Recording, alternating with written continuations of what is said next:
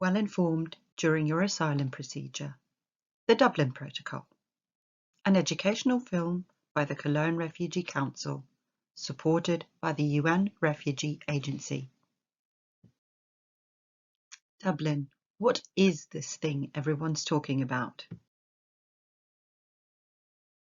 Which country is responsible for my asylum procedure? All EU member states, as well as Switzerland, Norway, Liechtenstein and Iceland, have signed a decree, the Dublin Protocol. What does the regulation mean? This can be very complex. If you enter the country as an unaccompanied minor or have a relative who lives here legally, Germany is responsible for you. Also, if you have a spouse or underage children living here.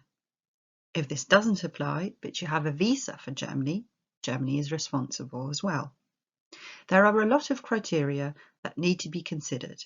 In any case, the best way is to consult us directly.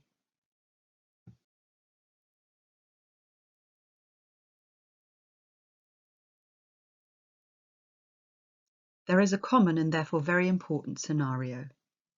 According to the Dublin Protocol, the Dublin country you entered first is responsible for you. This doesn't apply, however, if you obtained a visa from a different country or have a spouse or an underage child who currently resides in a different country. In those cases, the previously mentioned aspects apply. If there aren't any close relatives, visa or specific circumstances commanding a different regulation, the following scenario applies. If Germany is the first country you entered, Germany is responsible for your asylum application. If Italy is the first country you entered, Italy is responsible for your asylum application. However, there might be exceptions to these rules. In a first interview, the BUMF assesses if Germany is responsible for your asylum application. Prior to proper decision regarding your reasons for seeking asylum, the Dublin Protocol might come into play. The Dublin Protocol clarifies which country is responsible for your asylum procedure, because only one country can be responsible for your application. After this initial interview, the proper hearing about your reasons for seeking asylum will take place. This also means that Germany is formally not responsible if you entered the country via a different EU member state. The first country through which you entered the EU is relevant here. You've obtained a visa from a different European country. You've applied for asylum in a different European country, but left before receiving a decision. Your asylum application has been declined by another European country. There are fingerprints linking you to a different European country, so-called Eurodac fingerprint. If you state in your interview that you entered Germany via a direct flight, you will need to provide your airline ticket as well as a passport. In other words, without a visa or close relatives, with a processed or declined asylum application in another Dublin state, as well as registered fingerprints, Germany isn't formally responsible. Doesn't the BAMF almost always consider the application as inadmissible? Germany is located right in the centre of the EU, so isn't Germany almost never responsible? No. Although Germany is in the geographical centre of the EU, the BAMF cannot dismiss responsibility solely on the claim that another country might be responsible. As mentioned earlier, Germany must check if there are any spouses or underage children living in the country.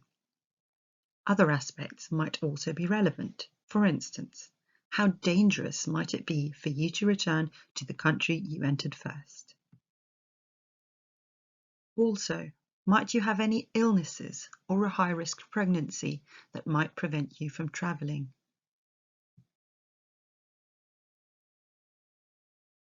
Germany also needs to check if there are any human rights violations in the Dublin state that you entered first. This can mean demeaning treatment, unfair asylum procedures, or inappropriate care. Thus, there would be systemic flaws in that country. Because the BAMF is not allowed to transfer you if your human rights are under severe threat in another EU state, for example, inhumane or demeaning treatment. For instance, if the asylum system displays systemic flaws and cannot ensure appropriate care or a fair asylum procedure.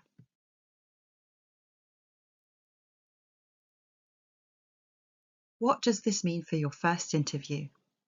Prior to your first assessment, please ask yourself, or talk to other people about, whether you received appropriate accommodation in that Dublin state. How was provision of food and toiletries? How was medical care? How have children been accommodated? And how was the asylum procedure organised? Please feel free to consult us on any of those points. So what happens if the BAMF, after your fingerprints have been registered and your route of travel has been outlined, decides that your visa status determines that a different country is responsible, and you don't think there are any valid legal reasons against transferring you to another country? In that case, you'll receive a so-called Dublin notification. This notification will mean that you have to return to the European state responsible for you. However, you have the right to file a lawsuit against this Dublin notification. There is a deadline of 7 days. This deadline is based on the date stamp on the letter from the BAMF.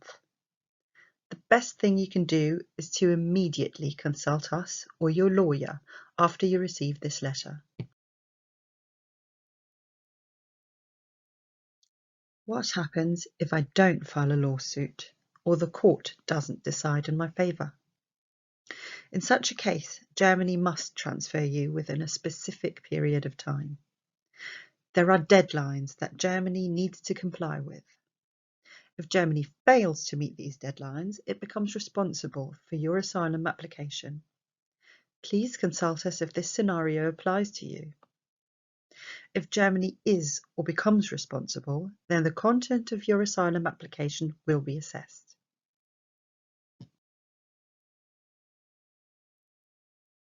Often, assessment of your reasons for asylum takes place before the Dublin decision, sometimes right after your first interview. Please contact us or consult a lawyer if you receive a Dublin notification. In specific and urgent cases, you can make use of something called church asylum. The church might be able to protect you. Please contact our consultants for any further information. Do you have any open questions? Feel free to make an individual consultation appointment. You can contact us in person during our office hours, as well as via phone or email. During office hours, we will record your request and contact you for an appointment afterwards. These are our office hours. You will find us at the back entrance of Container F. Please drop by during office hours only, because individual consultations will be in session during the rest of the day. This video is supported by the UN Refugee Agency.